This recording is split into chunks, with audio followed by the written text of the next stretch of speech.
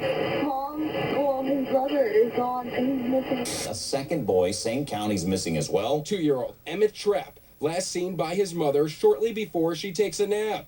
Wakes up.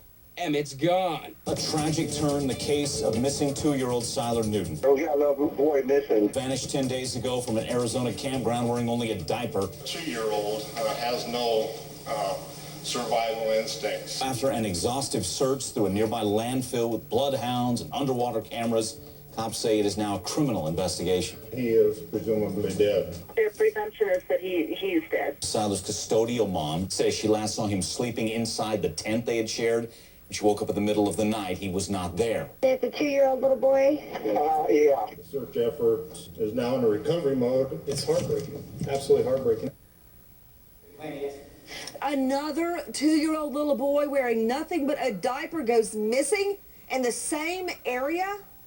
Within minutes after we report about little Sylar going missing from his mother's tent on a camping trip, another little 2-year-old goes missing from his home. His mommy also says she was asleep.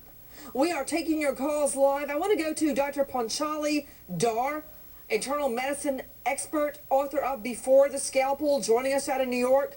Doctor, explain to me the dangers of a 2-year-old child, both without shoes, in the wilderness. Right. Let's think about the ecology of Arizona. So when they're out in the shrubs, they're in danger. There's scorpions that have extremely toxic venom that could bite these children's feet. And then there are rattlesnakes. So instant death is entirely possible from just the dangers of being out in the wilderness. And I will tell you, just hearing the word Arizona, these women cannot say, a dingo took my baby out of the tent. Impossible. So scorpion venom is highly neurotoxic, convulsions, loss of consciousness, and then rattlesnake venom prevents blood clotting, so you'll bleed internally and hemorrhage from the inside out. And if they're found in garbage dumps, I guarantee you that worms or maggots are eating them already in the few days that they've been in the garbage dump. And you know, a lot of people think that a scorpion or a spider bite is rare. It's not rare. It's not rare, and I'll tell you, the incidence of death is almost 25% in any 5-year-old that gets bitten by a scorpion here in the United States. I did not know that, doctor. If untreated. In fact, on our vacation, you know, I just got back from vacation.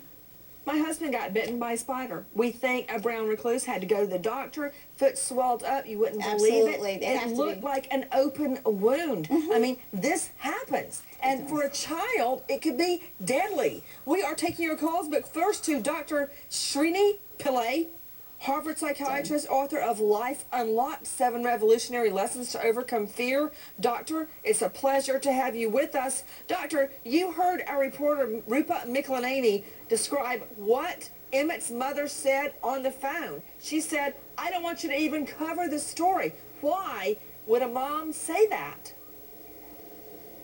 Well, it's impossible to tell exactly why, but I think what you're pointing at is exactly what was on my mind, which was, you know, that I felt suspicious about why it was she wouldn't have the story covered. Because in cases like this, generally, what we'd actually want is for more people to know about this so that we can find some kind of clue. So I think it's highly unusual in that particular instance for a mother not to want to have the story covered. Now, it's possible that she was feeling really afraid and feeling really anxious and didn't really want to increase her own state of anxiety by knowing that the story was being covered.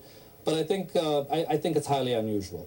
But doctor, sometimes when you are faced with adversity and great fear, overwhelming fear, and you feel out of control, there's nothing you can do to control your surroundings, don't many people just retreat?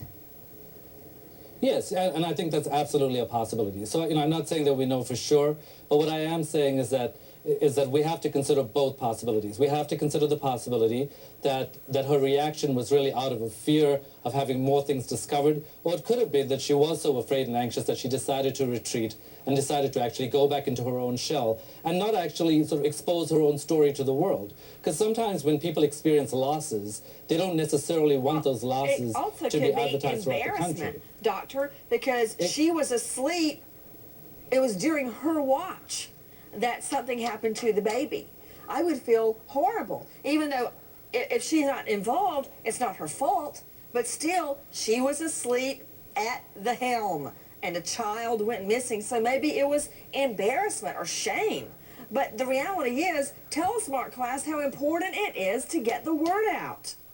Well, she hasn't lost anything yet. I mean, the child is missing, but can certainly be recovered, and the ability to recover that child is enhanced by the more people that know about it. Listen, every minute is a mile. Every mile is another large radius that has to be searched. You need as many people there that are trained to search for this little child as you can possibly get, and the sooner the better. You know, when you said every mile is a minute, put class up. I know what happened when your girl went missing. You basically threw yourself at the police and said, hey, take my fingerprints, search my place, search my car, whatever you want, so you can get me out of the picture and you can start looking for Polly. Go, go, go. You couldn't do it fast enough. And now when I don't see a parent doing the same thing that you did, I always end up comparing them back to you, and that is not what we're seeing. Right now, we still haven't seen the would-be adoptive mom on air making a plea, and there are many opportunities. Everybody, we are taking your calls with us. Gloria Allred, John Burris, Raymond Giudice. As we go to break, I want to tell you about an El Paso, Texas friend, a 16-year-old with a beautiful voice.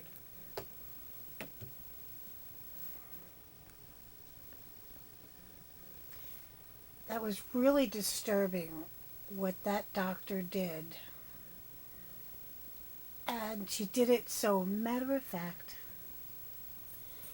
And I wonder if the grandmother of Sylar was still on the phone.